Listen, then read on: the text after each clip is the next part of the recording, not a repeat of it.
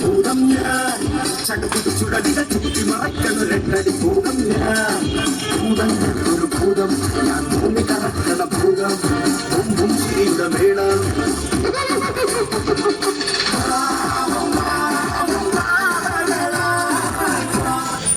Hello സുഹൃത്തുക്കളെ, ഞാൻ penicillin. പണ്ട് മനുഷ്യർക്ക് എന്നെ കണ്ടാൽ ദൈവത്തെ കണ്ട പോലെയായിരുന്നു.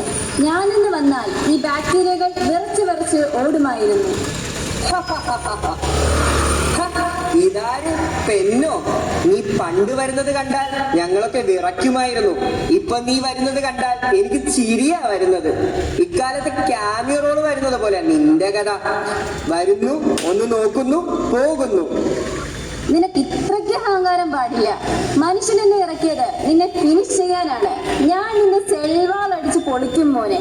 അടിച്ചോ, നീ അടിച്ചു മടുക്കും. ഈ മനുഷ്യന്മാരുടെ ഒരു കാര്യം, ഒരു ഇച്ചിരി തലവേദന വന്നാൽ അവർ ഉടനെ മെഡിക്കൽ ഷോപ്പിൽ പോയി നിന്നെ വാങ്ങും. പക്ഷെ 2 വട്ടം കഴിക്കുമ്പോഴേക്കും പനി മാറും. പിന്നെ നിന്നെ അവർ മറക്കും. ബാക്കി നീ എന്റെ വയറ്റിൽ നിന്ന് ബോറടിക്കും. ആ ഗ്യാപ്പിൽ ഞാൻ നിന്നെപ്പറ്റി പഠിക്കും. നിന്റെ ഫോട്ടോ എടുത്ത് ഞാൻ വാട്സപ്പ് ഗ്രൂപ്പിലിടും. ഇവനാണ് വരുന്നത് ഗൈസ് എന്ന് ഞാൻ മെസ്സേജ് അയക്കും. എടാ, നീ ഗ്രൂപ്പ് ഉണ്ടാക്കി കളിക്കുകയാണോ? ഞാൻ നിന്നെ കൊല്ലാൻ വേണ്ടിയുള്ള ഡോസ് കൂട്ടി വരും. 500 മില്ലിഗ്രാം പോരെങ്കിൽ 1000 മില്ലിഗ്രാം വരും. 1000 പോയിട്ട് 2000 വന്നാലും എനിക്ക് പുല്ലാണ്. ഞാനൊരു എഫ്ലക്സ് പമ്പ് സെറ്റ് ചെയ്തിട്ടുണ്ട്. നീ എന്റെ അകത്തോട്ട് കേറുമ്പോ തന്നെ നിന്നെ വാരി കൊണ്ടുപോയി പുറത്തേക്ക് ഓടയിൽ കളയാനുള്ള ഒരു സെക്യൂരിറ്റി മെക്കാനിസം. നീ ഒരു ഡെലിവറി ബോയ് പോലെ വരും. ഞാൻ നിന്നെ അകത്തോട്ട് കയറ്റാതെ തിരിച്ചയക്കും. നീ ഇത്രയും വലിയ ഫ്രോഡാണെന്ന് ഞാൻ കരുതിയില്ല. മനുഷ്യർ ഇങ്ങനെയൊക്കെ ആണെങ്കിലും ഡോക്ടർമാർ നിനക്ക് പണി തരും. നിനക്ക് വാങ്കോമൈസിൻ ചേട്ടനെ അറിയില്ലല്ലോ. പുള്ളി വന്നാൽ നീ തീർന്നു. വാങ്കോമൈസിൻ ചേട്ടനോ?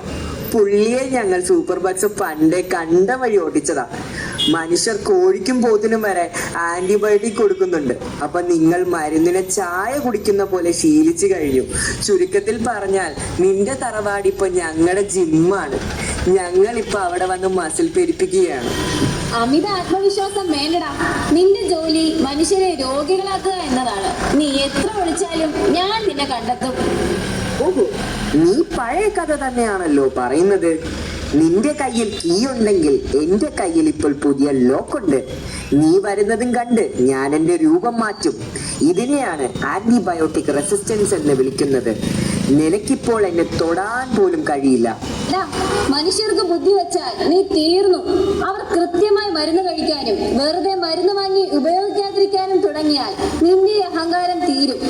നോക്കാം. മനുഷ്യർ ബുദ്ധി ഉപയോഗിക്കുന്ന കാര്യത്തിൽ എനിക്ക് വലിയ പ്രതീക്ഷയൊന്നുമില്ല.